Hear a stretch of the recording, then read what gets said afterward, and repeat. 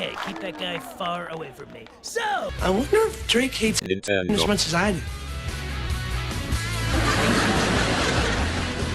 Do you?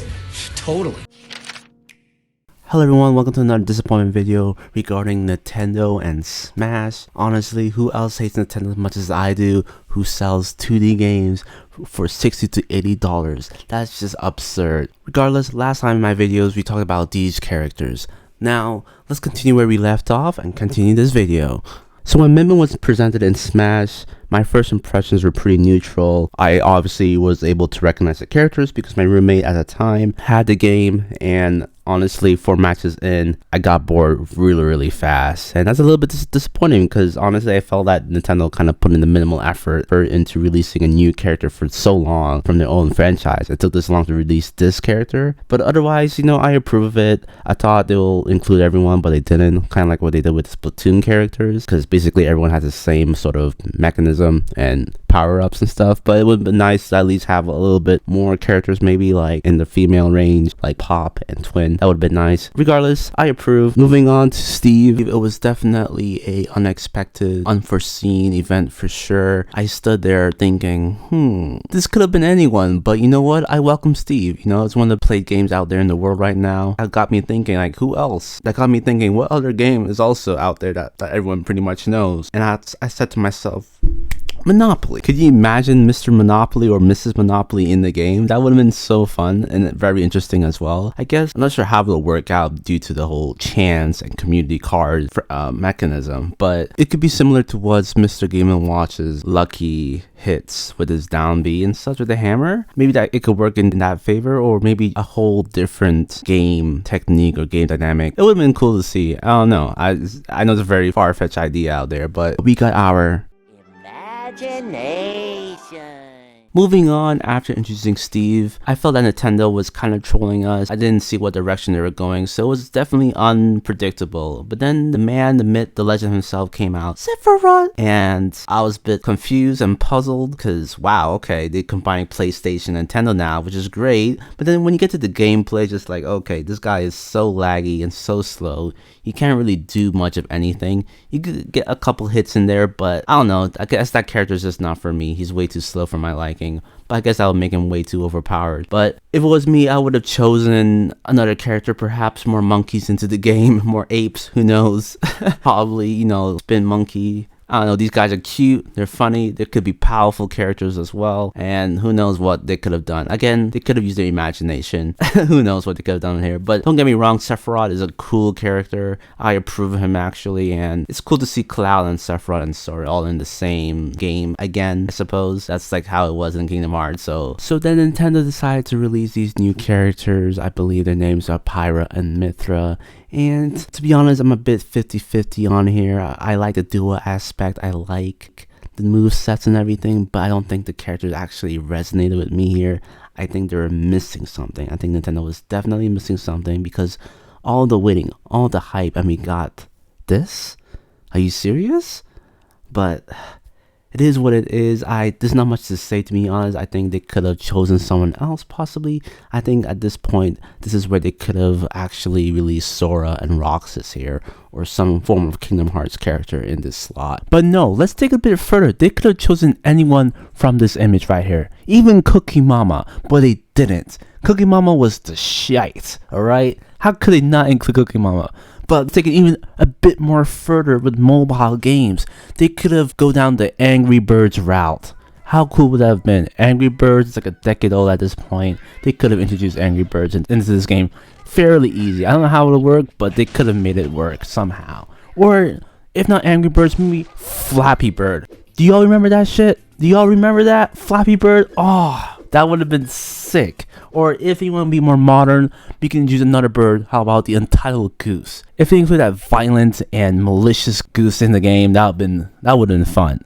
At this point, I'm just pitching ideas to Nintendo and what they could have potentially partnered up with mobile game companies to bring up this sort of interesting mashup instead of just relying on anime characters the whole time. But whatever. To be more realistic and more serious, they could have brought back a game called Spectrobes back in the day. That was a hidden gem for sure. I actually had a lot of fun playing that on the Wii, as well as the Nintendo DS. I liked everything about that game, the character. Although I don't remember what sort of character he was. He was a scientist of some sort, but he was interested in discovering the artifacts. And I love the design, the creatures, and everything about it. That would have been cool to see. And if you wanted to go back and forth about creating your own Mii characters, like I mentioned before in my old videos, I was talking about drawing your own character. They could have introduced spores, therefore you could create your own sort of fighting creature.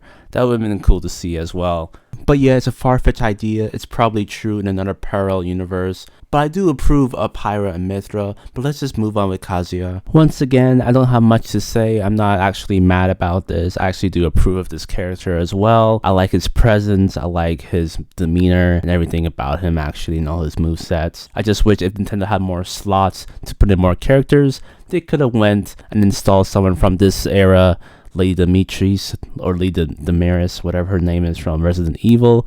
That would have been interesting to see. She also shares that same vibe as Kazuya, so that would have been interesting to see them fight as well. On top of that, if we were to reach out and get a little bit weird, a little bit creative, we could have suggested some more potential ideas, with Nintendo collabing with Cartoon Network or Jetix, introducing the chop sucky chooks per se. You know, early 2000s Kung Fu was a big hit for some reason, and I was just a small kid not realizing this, but they could have brought this out. It was creative, it was different, stylized, and I think everyone kind of forgotten at this point, but it just remains in their heads for so long. And if you don't want to go with this Kung Fu show, we could have introduced Yin Yang Yo perhaps. That was also an interesting cartoon that came out of nowhere. I actually love the song.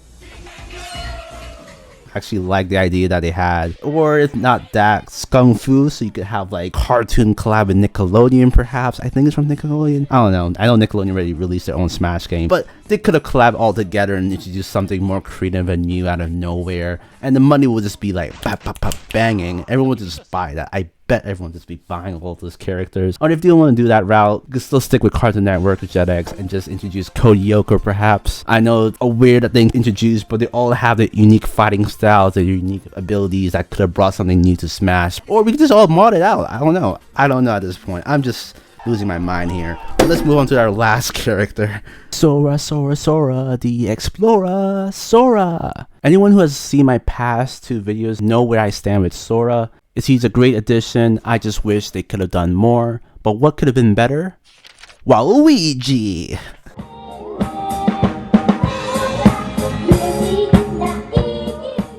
Thank you guys for watching. Honestly, all seriousness though, I'm low-key glad that Smash is over now, because I do believe in Mr. Sakurai's creativity and ability and genius to do something new, because that's what he is. And I hate how in the audience, the pressure that he has on him just to release each of these characters. So I'm really happy it's a bit over and he could do whatever he wants and something a little bit more adventurous, a little bit more unique. But Smash overall as a game, you know, it's a good game. It could have been better. I give it like a B+ in my opinion, but like I said, it had the potential to go way beyond what it could be, and it just didn't land out for me personally. And the reason why earlier in the video I mentioned a bunch of cartoon Nickelodeon characters, because I felt like I've seen this before. When that first trailer of Nintendo dropped out, I was like, huh, there's nothing new, obviously, but the whole idea of the anti-characters, the verse them kind of thing, reminds me a lot back in my childhood where fusionfall came out.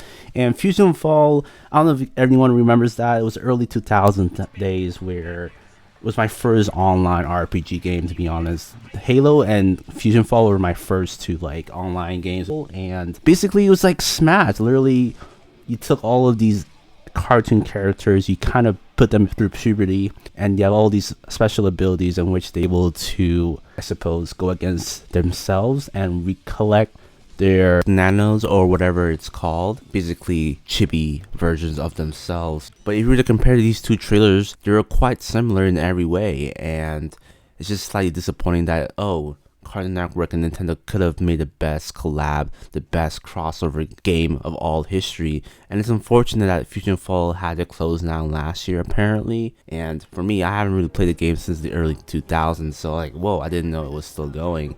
I should have got onto it to make some content, but who knows, they might bring it back. But I'm just saying they could have sparked something new here and the whole world would just erupt, to be honest. The old generation and the new generation of people would just come together and really indulge in this magnificent game. I wonder who that could be. We won't know till we open the door.